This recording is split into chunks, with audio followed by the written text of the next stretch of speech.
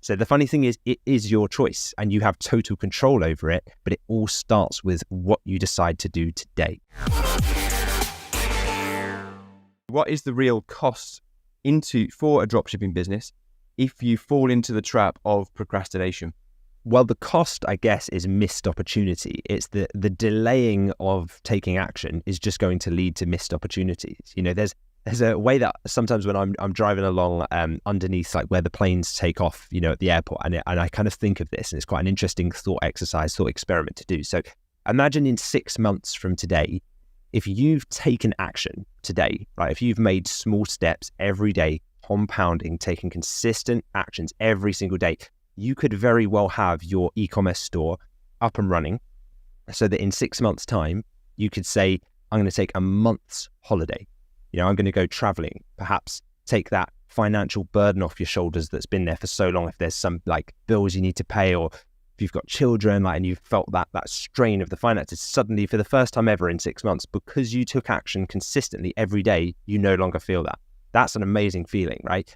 Maybe you go and hand in your notice to your boss and say, that's it, I'm out, I quit, I'm done, I've replaced my income. I remember the day that I did that and what it felt like walking into my boss's office to hand in that piece of paper, and the look of like shock and the reaction and the surprise when I told him that I wasn't just going to a competitor like 99% of people do when they hand in their notice because they've been offered another job with slightly better pay. I hadn't been headhunted, you know, this wasn't that. And I wasn't just going traveling to find myself and going to spend all my money and then hopefully come back again afterwards. I was quitting my highly paid, stable corporate job, handing back the keys to the company car, giving back the Amex, giving back the laptop, the company phone, the full package, and go move to the other side of the world to travel the world with my wife and get paid while I did it. Like, that was a great conversation to have. And in 6 months from now, if you take consistent action, that could be the position you find yourself in. Of course, there's no guarantee because it depends on the work you put in. This is down to you. This is one of the scary things of entrepreneurship. It is down to the entrepreneur to lead that charge because it's your life and your journey. But here's where the thought exercise comes in, right? So you're on that plane. Imagine you're on that plane, you're taking off, you're looking out the window down at all the cars. That could very well be you in 6 months, you know, in business class, being like, I can't wait to go and experience this new life. But then there's the other scenario, right, that could happen in 6 months from now. And there are the dabblers that we call them, right? And those people are the ones that procrastinate. And they say, I just need to, you know, digest everything a little bit. Or I just need to do a bit more research. These are kind of the words that you'll often hear from people who are procrastinating. Maybe I need to consider a few of options and, you know, watch a few business model videos just to kind of decide on which one I want to go with. You know, and before they know it, they've watched hundreds of hours, usually of conflicting YouTube tutorials that are all teaching slightly different models that don't quite gel or don't quite fit together. And some, by the way, are being taught by people on YouTube who've literally never run a business for themselves. And it shows as well. You know, once you kind of know behind the scenes of a business, you can tell when someone's just, you know, is talking absolute fluff. And even if they do know the steps, right? So even if the dabbler's like, right, I've got the steps, they spend months deliberating over like, oh, I just need to pick the perfect niche, or it's not perfect, because they haven't kind of got a system to validate it with data. We see this time and time again. Or maybe they're like, I don't know about Shopify, I might use a different e-commerce platform or whatever, what color their header on their website has to be or their logo and things like that.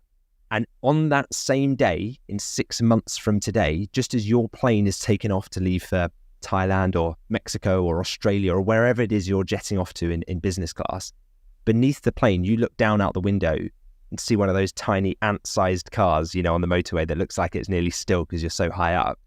And they can see the plane out the window, and the dabbler's sitting there exactly where they were 6 months earlier. You both listened to this same episode of the podcast, but they took no action. They just absorbed. They're still sitting in traffic, commuting to the job that they hate, and they're wondering how you did it. So those are the options, and you have the choice, right? Will you be the one sitting in the business class seat, looking down at the tiny cars, jetting off to experience a new form of life and get the most out of your life with the people closest to you and earning more probably from your current salary than you did currently in your job, and doing it all from a laptop? Or are you going to be stuck in the same traffic jam, sitting in the car, looking up at that plane and thinking, wish that was me. I could really do with a holiday. I'd love to go and travel. So the funny thing is, it is your choice and you have total control over it, but it all starts with what you decide to do today and whether you take action. Yeah. And the crucial thing is that those 6 months are going to pass no matter which option you take. So you have the choice, and whatever you choose to do will decide where you are in 6 months from today. So it's up to you. Those 6 months are going to pass. Do you want to be sat in the motorway commuting to work again as normal? Or do you want to be in the plane, flying over the motorway, knowing that you'll earn the same amount of money from the other side of the world? And I had that exact decision, and I knew exactly the decision I wanted to make.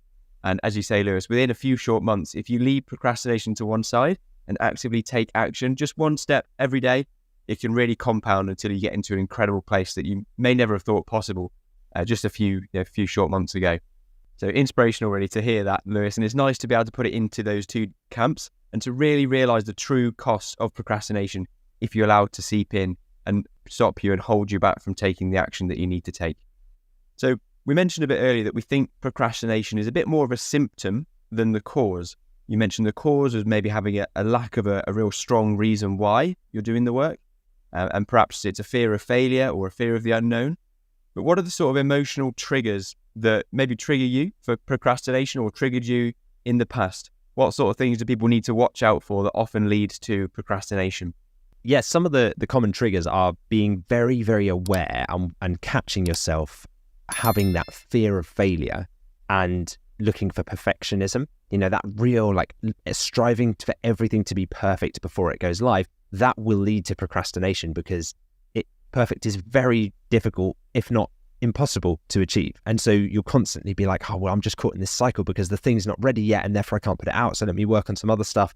And it becomes this mental battle that you can't ever win. And so, it's like if you want to write a best-selling book or something and you say, I just want to be a best-selling author. I want to write this amazing book, but you never write the first word. You have to take those incremental, cumulative, compounding actions that compound over time and lead to the end result. It's not all going to happen overnight. It is a step-by-step sequential process.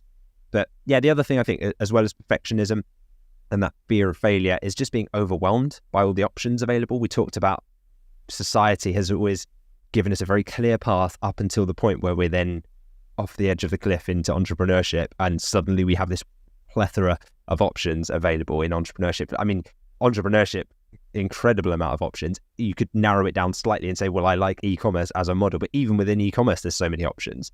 So I think that can often lead to that kind of paralysis by analysis. Like you're so overwhelmed with the options that you just do nothing. You're like the rabbit in the headlights that just freezes. I think the thing has helped me, if I was going to give real actionable steps here, is try and break the tasks into small, manageable chunks. Really try to break down something big that you want to achieve. And, read the book, The 12-Week Year by Brian Moran. It's a great book and it allows you to really break down things. And we've designed the Dropship Unlocked program in that format so that you feel this sense of achievement and accomplishment as you go. We give you those micro wins so that you're constantly feeling like the pat on the back that, yeah, I've done this. I've signed a supplier. I've registered my company. I've got my ads live. I've got my site live. I'm up and running. I've got my VA. I've just made my first 10 grand. I've just made my first 100 grand. And so you kind of work your way up there, but it doesn't all happen from day one. And I think sometimes we're looking so far at where we want to be at the end of the journey that it almost feels like, how will I ever get there? I don't know. I'll just give up, or I'll just do something else. And that's where procrastination seeps in and steals people's dreams.